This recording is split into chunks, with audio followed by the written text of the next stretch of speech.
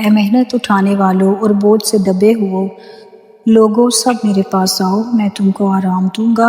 میرا جوا اپنے اوپر اٹھا لو اور مجھ سے سیکھو، کیونکہ میں حلیم ہوں اور دل کا فروتن، تو تمہاری جانیں آرام پائیں گی، کیونکہ میرا جوا ملائم ہے اور میرا بوجھ ہلکا ہے۔ متی کی انجیل 11واں باب۔ جب یسوع اپنے 12 شاگردوں کو حکم دے چکا تو ایسا ہوا کہ وہاں سے چلا گیا تاکہ ان کے شہروں میں تعلیم دے اور منادی کرے، اور یوحنا قید خانے میں مسیح کے کاموں کا حال سن کر اپنے شاگردوں کی معرفت اس سے پوچھوا بھیجا کہ آنے والا تو ہی ہے یا ہم دوسرے کی راہ دیکھیں۔ یسوع نے جواب میں اس سے کہا کہ جو کچھ تم سنتے اور دیکھتے ہو جا کر یوحنا سے بیان کر دو کہ اندھے دیکھتے، لنگڑے چلتے پھرتے ہیں، کوڑی پاک صاف کیے جاتے ہیں، بہرے سنتے ہیں اور مردے زندہ کیے جاتے ہیں، اور غریبوں کو خوشخبری سنائی جاتی ہے، اور مبارک ہے وہ جو میرے سبب سے ٹھوکر نہ کھائے۔ جب وہ روانہ ہو لیے تو یسوع نے یوحنا کی بابت لوگوں سے کہنا شروع کیا، کیا تم بیابان میں کیا دیکھنے گئے تھے؟ کیا ہوا سے ہلتے ہوئے سرکنڈے کو؟ تو پھر کیا دیکھنے گئے تھے؟ کیا مہین کپڑے پہنے ہوئے شخص کو؟ دیکھو، جو مہین کپڑے پہنتے ہیں وہ بادشاہوں کے گھروں میں ہوتے ہیں۔ تو پھر کیوں گئے تھے؟ کیا ایک نبی دیکھنے کو؟ ہاں، میں تم سے کہتا ہوں کہ بلکہ نبی سے بڑے کو۔ یہ وہی ہے جس کی بابت لکھا ہے کہ دیکھ، میں اپنا پیغمبر تیرے آگے بھیجتا ہوں جو تیری راہ تیرے آگے تیار کرے گا۔ میں تم سے سچ کہتا ہوں، جو عورتوں میں سے پیدا ہوئے ان میں یوحنا بپتسمہ دینے والے سے بڑا کوئی نہیں، لیکن جو آسمان کی بادشاہی میں چھوٹا ہے وہ اس سے بڑا ہے۔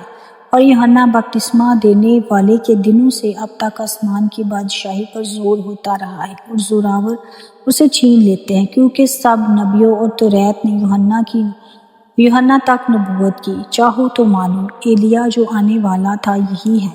جس کے سننے کے کان ہو وہ سن لے۔ بس اس زمانے کے لوگوں کو میں کس سے تشبیہ دوں؟ وہ ان لڑکوں کی مانند ہے جو بازاروں میں بیٹھے ہوئے اپنے ساتھیوں کو پکار کر کہتے ہیں کہ ہم نے تمہارے لیے بانسری بجائی اور تم نہ ناچے، ہم نے ماتم کیا اور تم نے چھاتی نہ پیٹی۔ کیونکہ یوحنا نہ کھاتا آیا نہ پیتا، اور وہ کہتے ہیں کہ اس میں بدبو ہے۔ ابن آدم کھاتا پیتا آیا، اور وہ کہتے ہیں دیکھو کھاؤ اور شرابی آدمی، محصول لینے والوں اور گنہگاروں کا یار، مگر حکمت اپنے کاموں میں راست ثابت ہوئی۔